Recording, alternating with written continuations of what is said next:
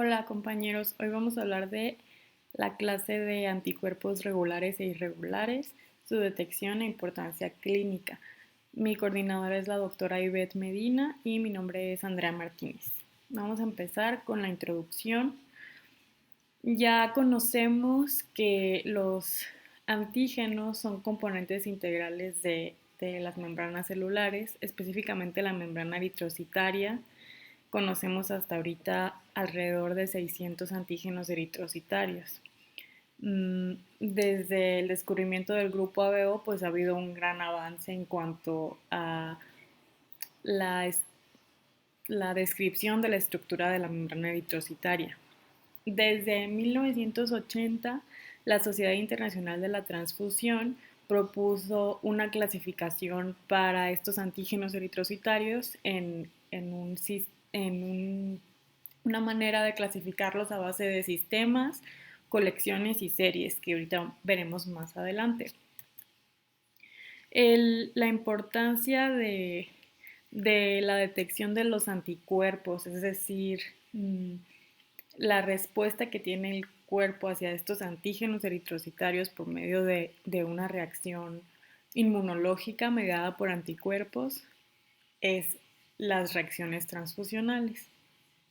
Las reacciones transfusionales pues ya sabemos que pueden ser inmediatas o tardías y pueden tener efectos que van desde leves como una simple fiebre, por ejemplo, hasta graves que pongan en riesgo la vida. Y generalmente las reacciones transfusionales pues se deben ya sea a contaminación o a una respuesta inmune a cierto antígeno, que esto es lo que nos compete en este tema. Mm, Sabemos que los anticuerpos van dirigidos contra antígenos y pues no solamente los eritrocitos contienen antígenos en su membrana, también algunos componentes leucocitarios, plaquetarios o del sistema HLA. Pero en este tema pues nos vamos a enfocar a los anticuerpos contra antígenos eritrocitarios. Los antígenos eritrocitarios pueden ser producto directo de genes, como los del sistema RH, por ejemplo, o pueden ser productos indirectos. Es decir, que un gen codifique una enzima que produce el antígeno. Por ejemplo, en el grupo ABO es un producto indirecto. La herencia de estos antígenos pues se caracteriza por ser una herencia mendeliana. Y los antígenos estructuralmente consisten en proteínas, glucoproteínas, cialoproteínas o glucolípidos.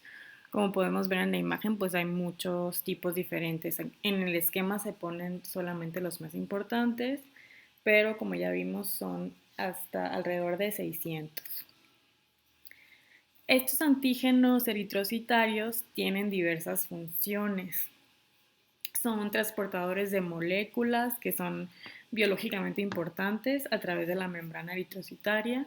También son receptores de estímulos externos y células de adhesión. Son reguladores del complemento que también participan en la prevención de hemólisis. Funcionan como enzimas, anclaje de la membrana del eritrocito al citoesqueleto y proveedor de matriz extracelular de carbohidratos, que esto protege a la célula de daños mecánicos o ataques por agentes infecciosos. Entonces sí tienen su razón de ser los antígenos eritrocitarios, a pesar de que pues pueden ser causantes de morbilidad, como vamos a ver más adelante. Diferentes antígenos bioquímica o genéticamente relacionados forman un sistema. Es decir, pues los antígenos que tengan similitudes, ya sea estructurales o genéticas, los agrupamos en sistema. Los de mayor importancia clínica son los del grupo ABO, como ya conocemos, y después del grupo ABO, los pertenecientes a los sistemas RH, KEL, KID y MNS. En el esquema vemos los antígenos más susceptibles a producir una reacción inmune en probabilidad de porcentaje. Por ejemplo, el antígeno D, que pertenece al sistema RH, tiene una probabilidad de causar una reacción inmune en el 70% de los pacientes que se exponen a este antígeno. Por eso es importante la detección el fenotipo eritrocitario para saber a qué antígenos estamos exponiendo a un paciente que vamos a transfundir. Después tenemos otros antígenos que son de baja incidencia, los que puse en la tablita del lado derecho. Solo por mencionarlos, son antígenos que son raros, que no tenemos comúnmente en la población a la que nosotros tenemos acceso, pero que pudiéramos estar expuestos a ellos y que pueden también generar una reacción inmunológica. Entonces, repasando conceptos en cuanto a los antígenos eritrocitarios, como ya habíamos mencionado, sistemas. Un sistema es donde se van a agrupar dos o más antígenos que comparten características, ya sea genes, herencia independiente de otros sistemas, una estructura química similar, la topografía de la membrana similar y la función del eritrocito similar. Son controlados por un locus genético o por dos o más que estén estrechamente relacionados.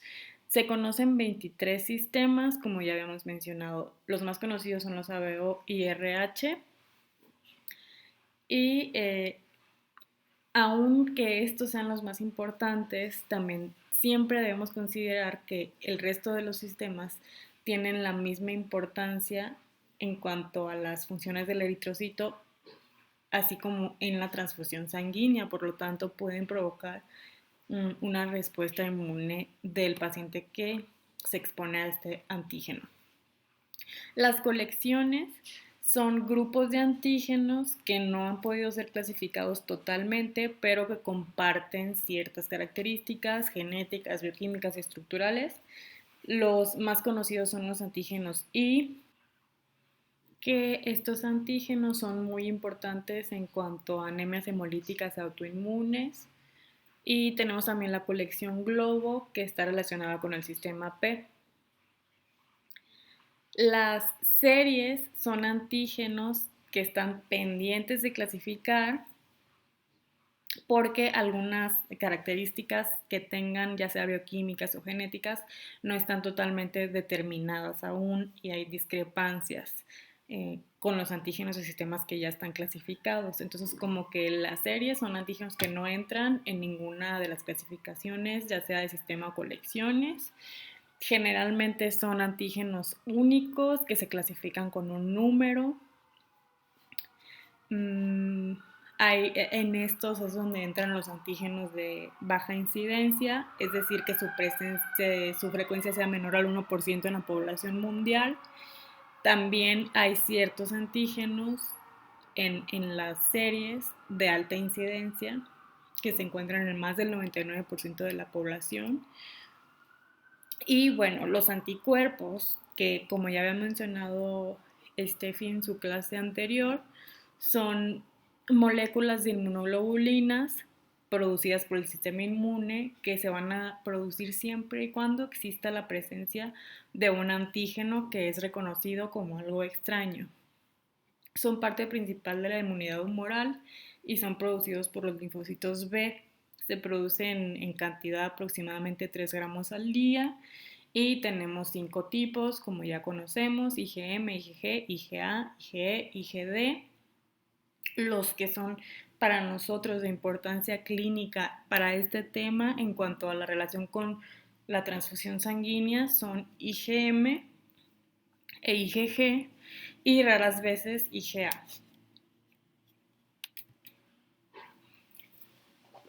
Y repasando todavía conceptos, recordamos la respuesta inmune primaria y secundaria. En la respuesta inmune primaria tenemos que el huésped se expone a un antígeno extraño y se inicia una producción lenta y de poca concentración de anticuerpos tipo IgM.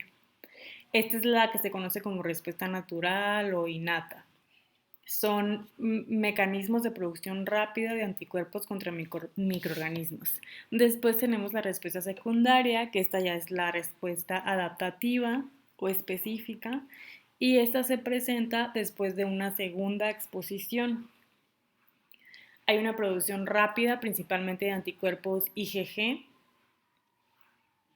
y estos anticuerpos se encuentran intracelularmente en el retículo endoplásmico y el aparato de Golgi y se excretan al plasma. Todas estas inmunoglobulinas, ya sea IgG, IgM, tienen diferentes características estructurales que les permiten realizar diversas funciones. Entonces, como conclusión, un paciente se expone a un antígeno, genera una respuesta inmune primaria, y si se expone nuevamente a ese antígeno, genera una respuesta inmune secundaria. Por eso es tan importante en los pacientes que van a recibir apoyo transfusional, el antecedente transfusional, porque siempre está el riesgo de que se genere una respuesta inmune secundaria a un paciente que se haya expuesto previamente a un antígeno que sea extraño para él. Ahora, hablando de inmunoglobulinas, como ya había mencionado, las que nos interesan más para este tema es IgG e IgM. IgG es la inmunoglobulina más abundante que tenemos en el cuerpo. Comprende el 75% del total de inmunoglobulinas en plasma y se han detectado 4 subclases con diferencias entre ellas. Son diferencias en cuanto a sus actividades biológicas y ciertas características que tienen, como vemos en este cuadrito. Son IgG 1, 2, 3 y 4. Entonces tenemos que la principal es IgG 1, que es la que se encuentra a mayor concentración en suero. Tiene una sobrevida de 22, una vida media de 22 días, fija complemento y cruza la placenta. Todas las IgG atraviesan la placenta. Luego, IgG2 se encuentra una menor concentración, 23 a 28%, la misma sobrevida y tiene menor capacidad para fijar complemento. IgG3 es más escasa, del 4 al 7%, tiene menor sobrevida, pero tiene una mayor capacidad de fijar complemento, a diferencia de IG4, que esta no fija complemento. Luego tenemos IgM, que IgM comprende el 5 al 10% de las inmunoglobulinas en plasma y está formada por 5 unidades de cadena de inmunoglobulinas que están unidas por enlaces covalentes en una cadena central.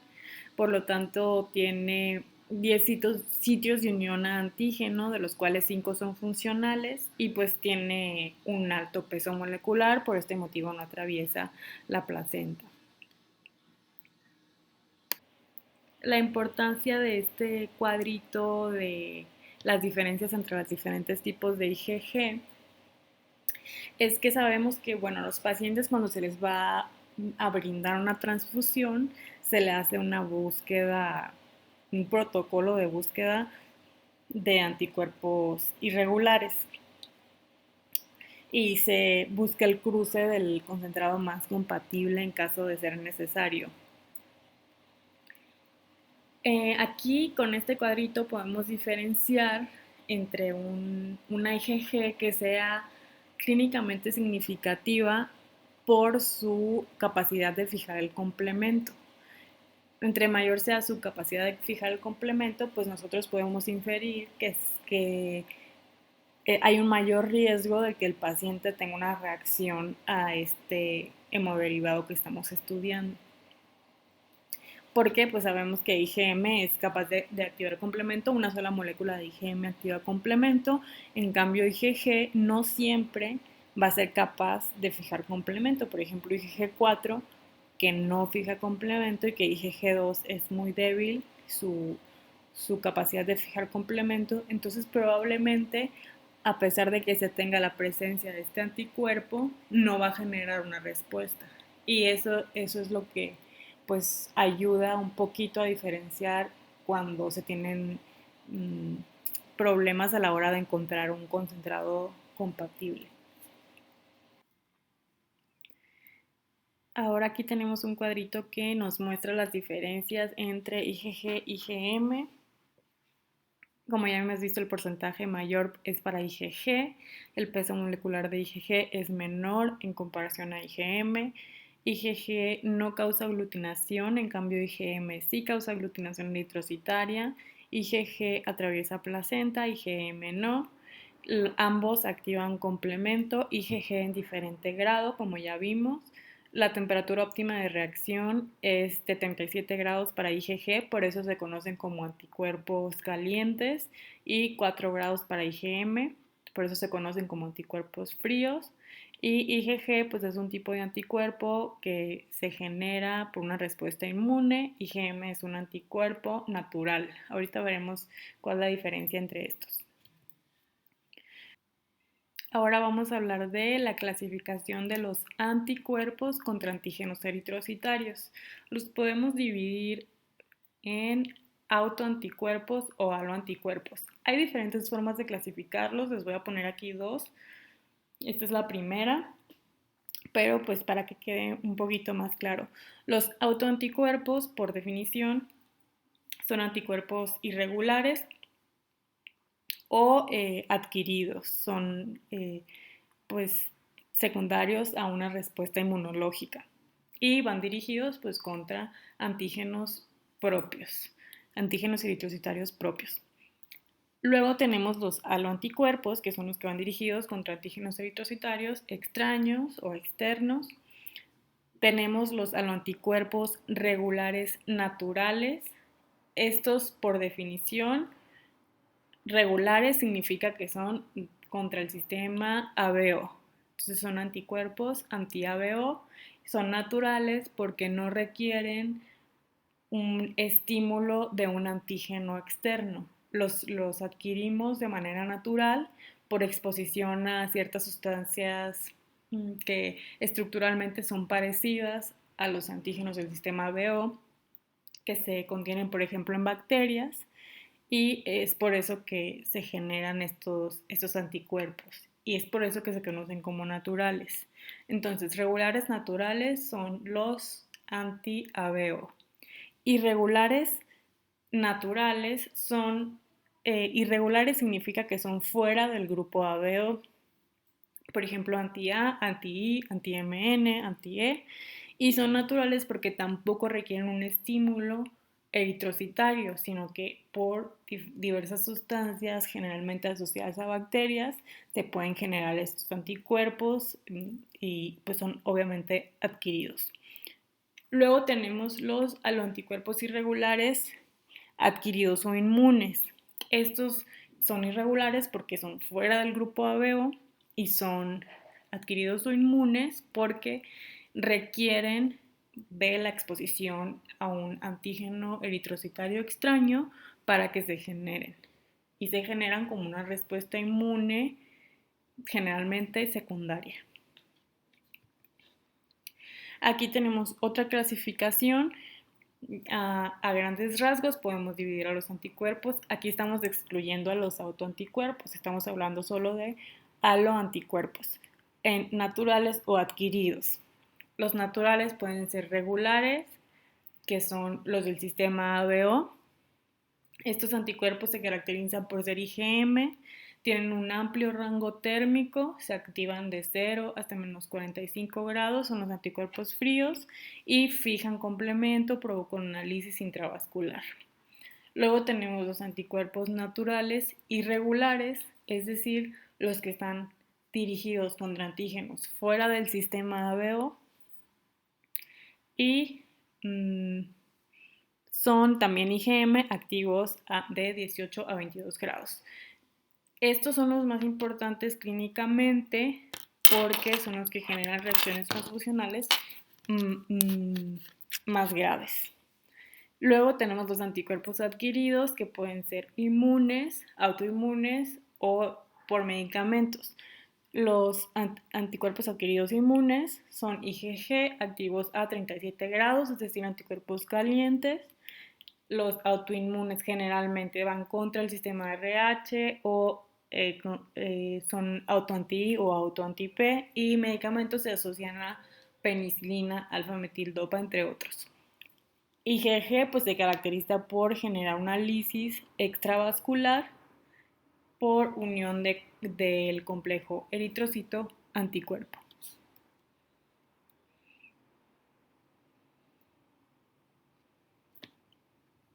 Los anticuerpos antieritrocitarios anti-ABO, como ya había mencionado, son los más nocivos y son los causantes del 40% de muertes por incompatibilidad.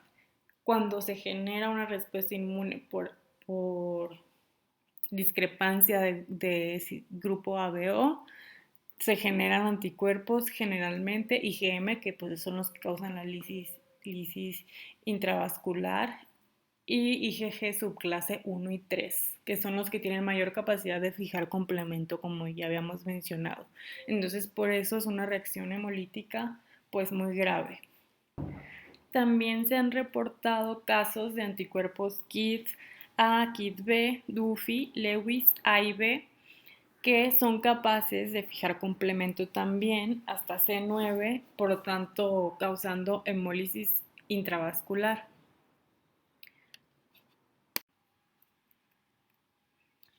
Ahora, ¿cómo surgen los anticuerpos? ¿Cómo se generan?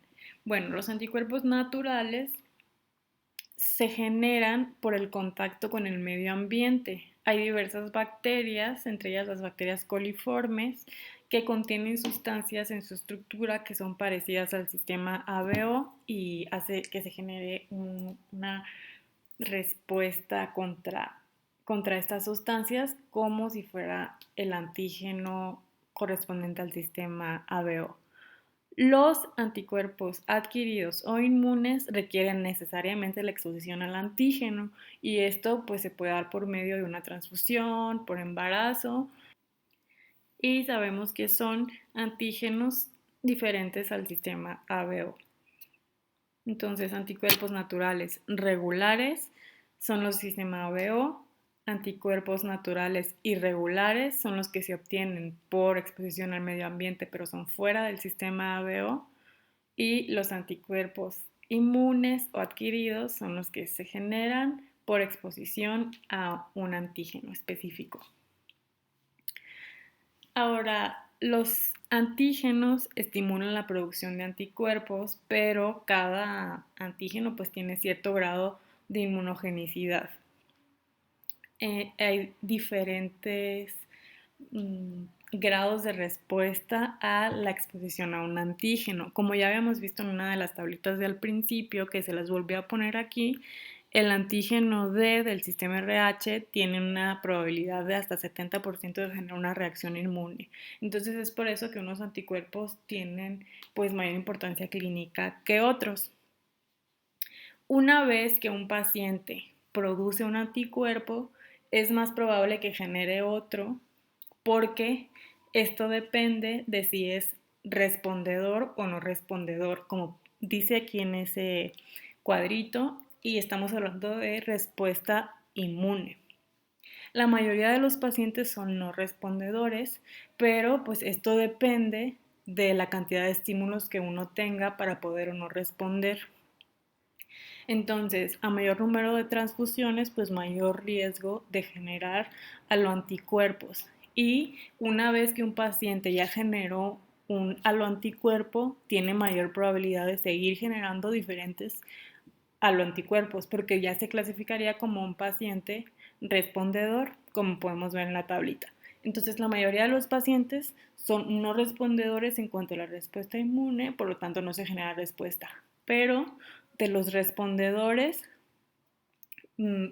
hasta el 30% generan aloanticuerpos, y de estos un 30% vuelve a generar aloanticuerpos con cada transfusión.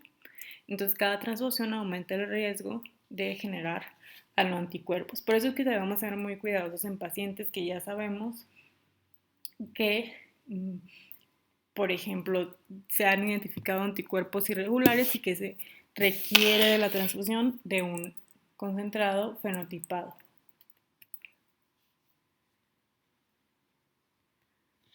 Entonces, a los anticuerpos irregulares se refiere que son diferentes al sistema BO y que son adquiridos, que se requiere la exposición al antígeno para que se genere el anticuerpo.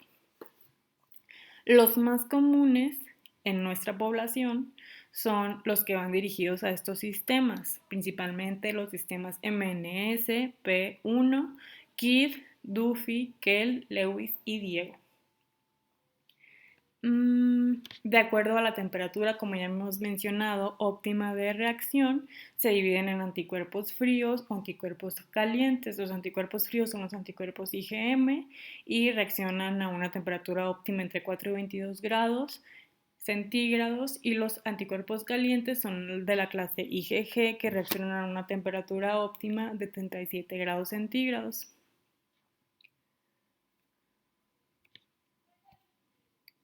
De todos estos aloanticuerpos irregulares, solamente los que están en el grupo, en el sistema MNS, se han asociado a enfermedad hemolítica del recién nacido. Y de todos estos que se mencionan aquí, pues son importantes clínicamente, ya que se les asocia con reacciones transfusionales de intensidad moderada a severa que pueden ocasionar incluso la muerte.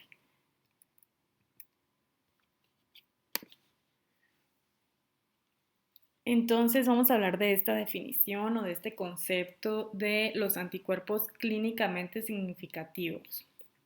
Porque es que hay pacientes que, a pesar de que se detecten anticuerpos por los métodos in vitro, no necesariamente generan reacciones a la hora de la transfusión?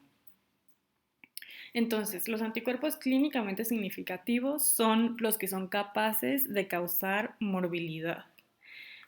Generalmente, los únicos anticuerpos IgM que son clínicamente significativos serían los del grupo ABO.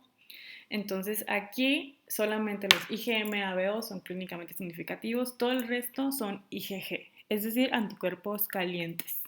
Y nos interesan, ¿por qué? Porque son los causantes de las reacciones transfusionales, son causantes de enfermedad hemolítica del feto y del recién nacido, son causantes de la anemia hemolítica autoinmune.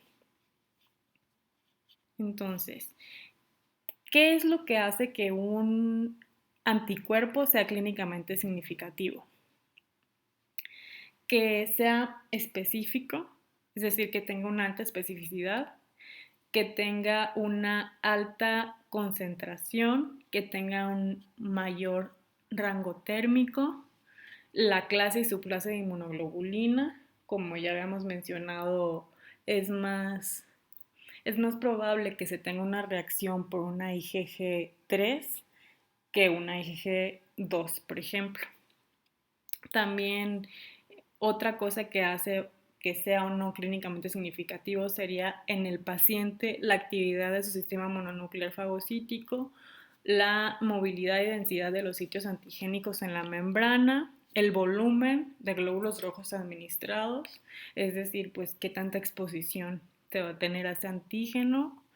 Y no siempre, es importante saber que no siempre vamos a poder distinguir de un anticuerpo clínicamente significativo y uno benigno. Las pruebas que tenemos hasta ahorita pues es como para orientarnos y nosotros inferir si se trata de un anticuerpo clínicamente significativo o no. A veces puede ser fácil saber que sí es o que no es, pero no siempre, no el 100% de las veces se puede identificar esta significancia clínica. Entonces tenemos los anticuerpos clínicamente significativos del tipo IgM relacionados con el grupo ABO. Después, IgG es para RH, Kell, Duffy, KID, S, Diego y Bell. Entonces tenemos otros que son solo reactivos a 37 grados, como los del sistema MN, P1. los que son a veces significativos, en unas ocasiones sí y en otras no, y los que son no significativos. En esta clasificación, con respecto a los que son a veces significativos, se refiere a que algunos van a promover hemólisis y otros no. Entonces, por ejemplo, hay métodos como por citometría de flujo, donde se puede llegar a determinar si sí es clínicamente significativo o no, cuando se tiene la duda de que sea o no sea. De todos modos, para estos pacientes con presencia de estos anticuerpos se buscan fenotipos compatibles porque no se sabe realmente si se va a causar o no una reacción hemolítica. Y los que son benignos o no significativos son esos que están ahí en verde al final de la tablita, pero si desconocemos el nombre del anticuerpo, no podemos asegurar que sea benigno. Entonces, si conocemos el anticuerpo, si tiene nombre ese anticuerpo que estamos encontrando, lo podemos clasificar en esta tablita, pues nos podemos dar una idea, pero no siempre vamos a identificar el anticuerpo específico. Generalmente las pruebas son para saber si hay anticuerpos o no hay y el tipo y orientarnos en cuanto a cómo reacciona con los diferentes métodos y técnicas que se tienen in vitro, pero no siempre se logra identificar específicamente el anticuerpo. Entonces, la destrucción inmunológica de los eritrocitos puede ser intravascular, que sería esto mediado por IgM. Como ya habíamos mencionado, los más relevantes son anti-AB, los del grupo ABO, y la hemólisis extravascular, que sería mediada por fagocitosis por IgG, que los más importantes son los del grupo anti-RH.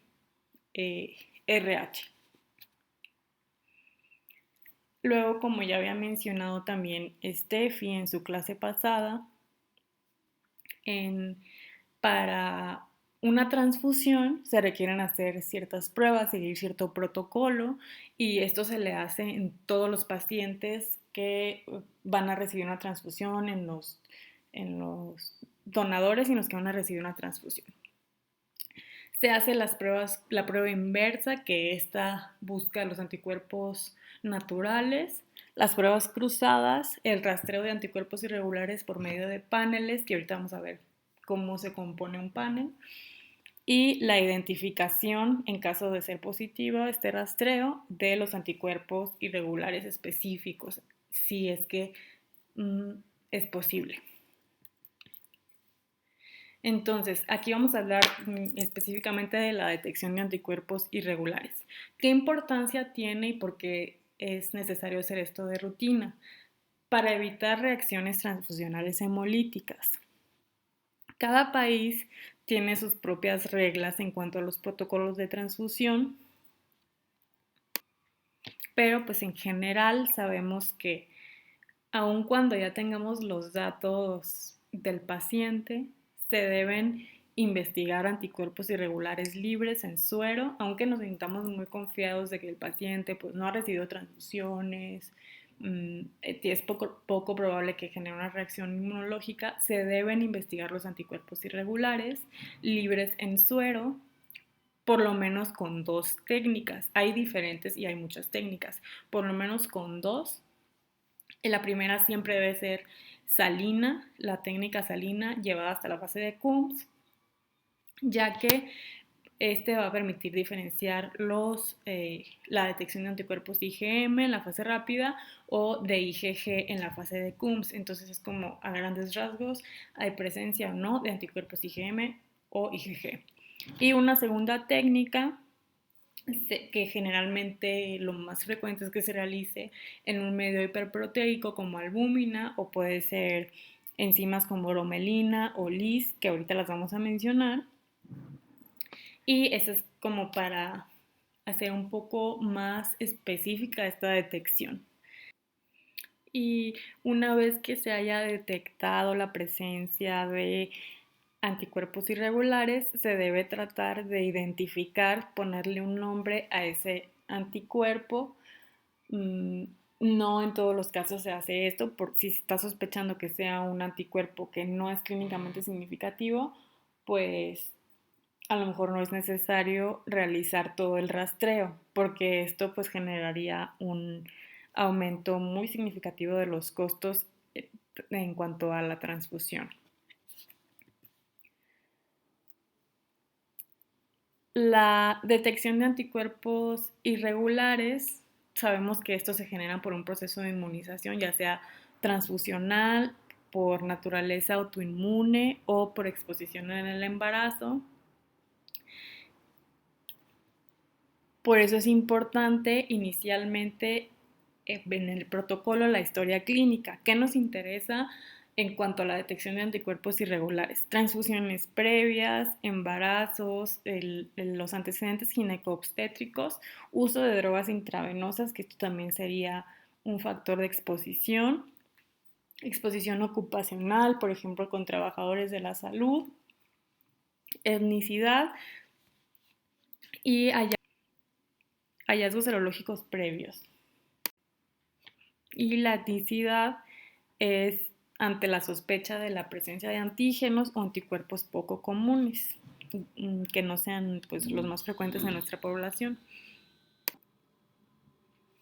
En cuanto a los métodos de detección, pues nos basamos en las reacciones antígeno-anticuerpo in vitro, que pueden ser hemólisis, pero principalmente la utilizada es aglutinación.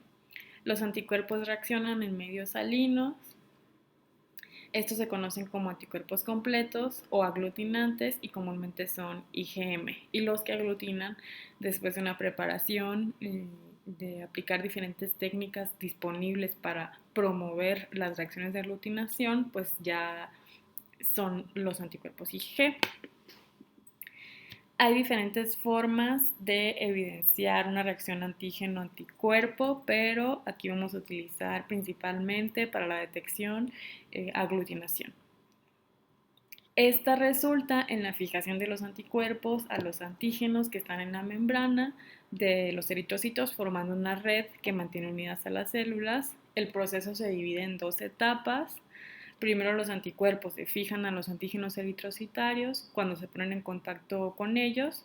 Esto no causa aglutinación, sino que solamente se recubre en la membrana con los anticuerpos pegados a los antígenos eritrocitarios y se sensibiliza el glóbulo rojo.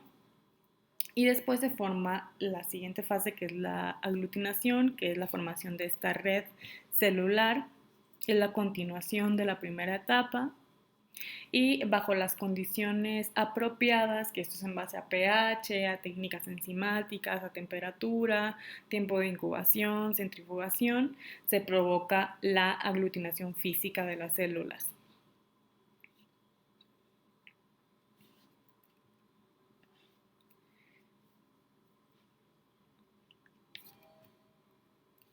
Tenemos diferentes tipos de técnicas de aglutinación que están aprobadas para su uso en banco de sangre. Es la técnica en tubos, que es la primera a la izquierda, de la parte superior izquierda. Después la técnica de columna en gel, que es la imagen de la derecha, que es la tarjeta de las columnas con gel. Y la microaglutinación en micropocillos. Aquí utilizamos la técnica de tubos y la técnica de columnas en gel. Se utiliza para el CUMS directo específico, para la separación de poblaciones celulares, y tiene mayor facilidad de lectura porque se puede llegar a un consenso de lo observado y es como una manera de automatizar el proceso, pero es mucho más específica la técnica en tubos, aunque también esto es operador dependiente.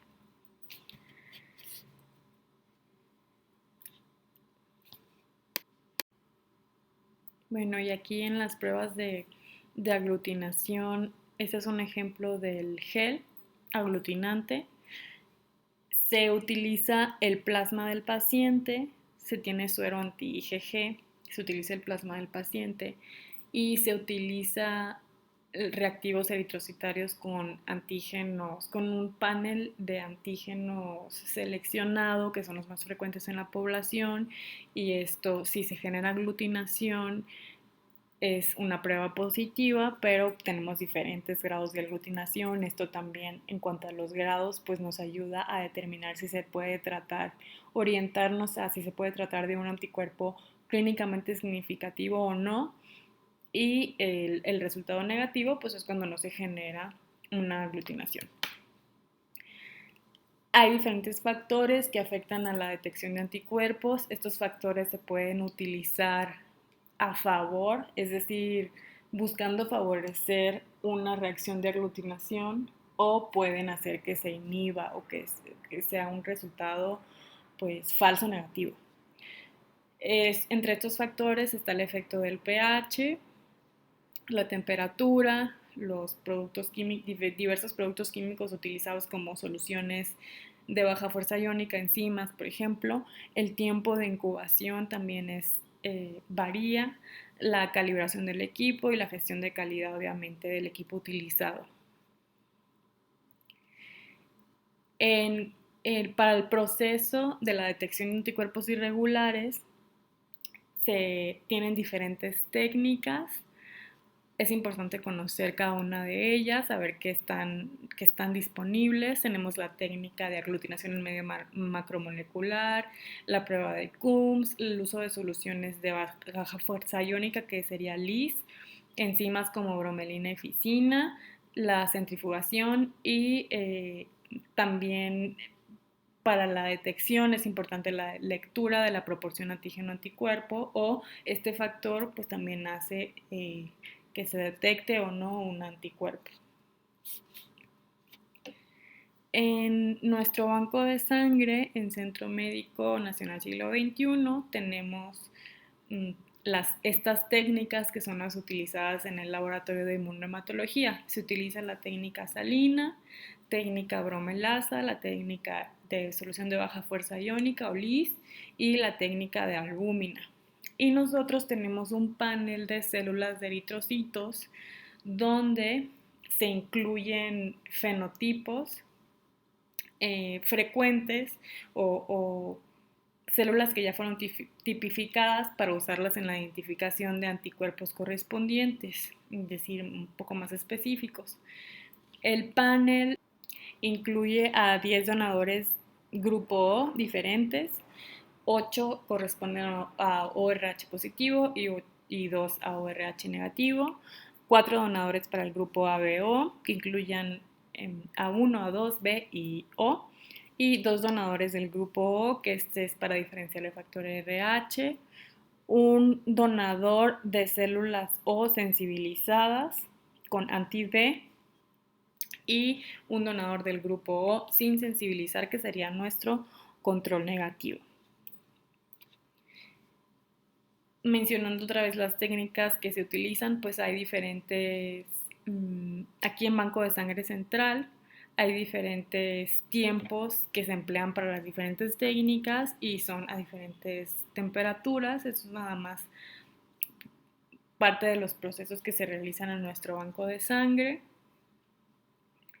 Y voy a mencionar rápidamente las técnicas más utilizadas. En la técnica salina se utiliza los eritrocitos del panel, del fenotipo conocido o de la donación, y se ponen en contacto con el suero problema, que es el suero del paciente que va a recibir la donación.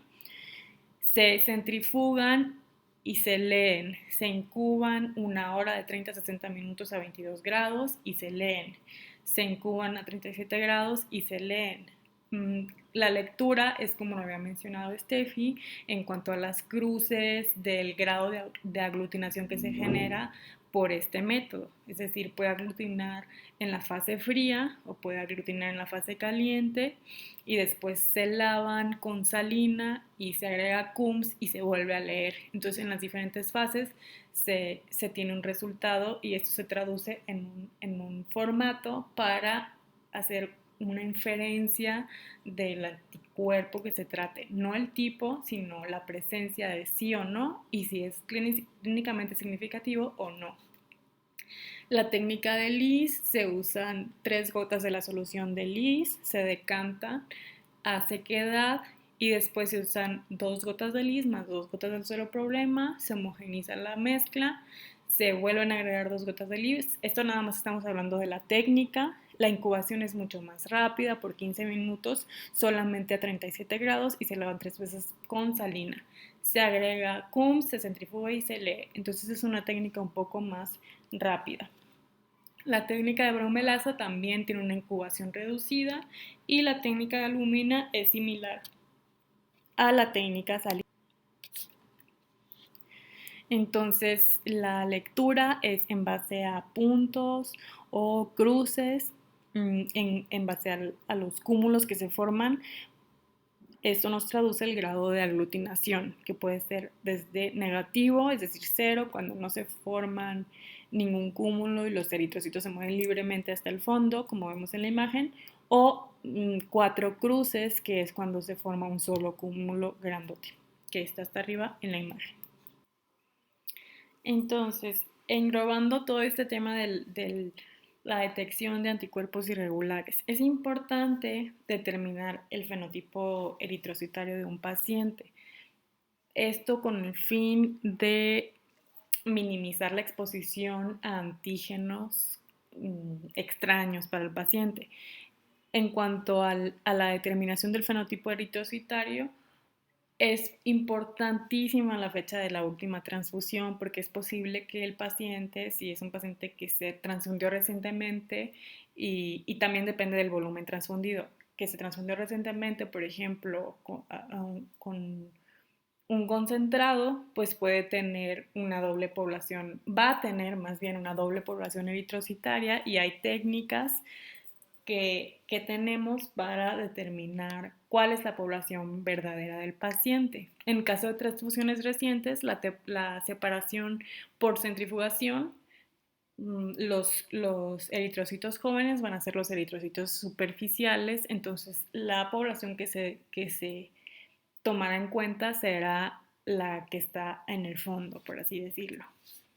Esto nomás como un dato curioso en cuanto al fenotipo.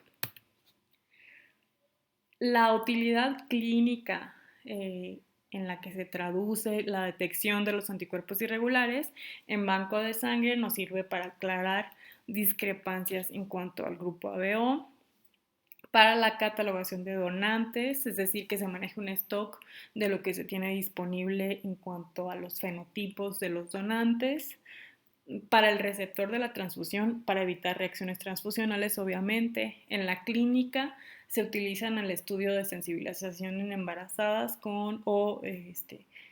en pacientes con enfermedad hemolítica de recién nacido, en el estudio de anemias hemolíticas autoinmunes, en el estudio también de reacciones post-transfusionales.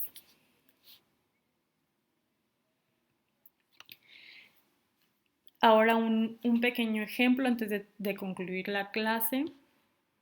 En el caso de que tengamos un paciente que tenga pruebas cruzadas incompatibles, aquí es cuando mencionamos, y un paciente tiene síndrome anémico descompensado, tiene anemia hemolítica autoinmune, pruebas cruzadas incompatibles, que se utiliza el concentrado menos incompatible. Cuando este es el caso, que tenemos un paciente con antecedente de anemia hemolítica autoinmune, no está en ese momento hemolizando, pero requiere una transfusión por algún motivo y no se encuentra un concentrado compatible, aquí es cuando es útil la intensidad de la reacción. Si la reacción es débil, probablemente el anticuerpo no sea clínicamente significativo, entonces se busca el menos incompatible. Pero, ¿cómo vamos a saber la importancia de los anticuerpos si conocemos su nombre, como habíamos mencionado? Y esto solamente aplica, esto de transfundir el concentrado menos incompatible, solamente aplica cuando estamos absolutamente seguros de que el anticuerpo se trata de un autoanticuerpo. Ahora, como conclusión, ante la presencia de anticuerpos irregulares, la correcta tipificación sanguínea y la detección de aloanticuerpos en los donantes de sangre constituyen una parte crucial en el proceso de obtención de hemoderivados, que esto busca como objetivo garantizar que la transfusión cumpla sus objetivos tanto terapéuticos sin llegar a provocar efectos indeseados o reacciones transfusionales que pueden poner en riesgo la vida de los pacientes de estos que reciben estos hemoderivados. En un mundo ideal, pues lo mejor sería siempre que sea posible transfundir a pacientes por fenotipo exacto. Y esto es lo que se busca en países desarrollados en la actualidad.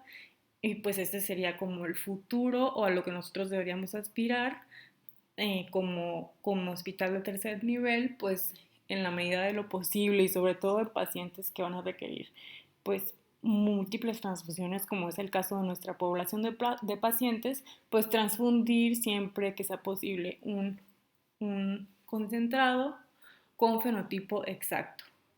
La desventaja de esto pues es que eleva muchísimo los costos de la transfusión, pero pues esto sería lo ideal para evitar la aloinmunización. Y esto sería todo, muchas gracias.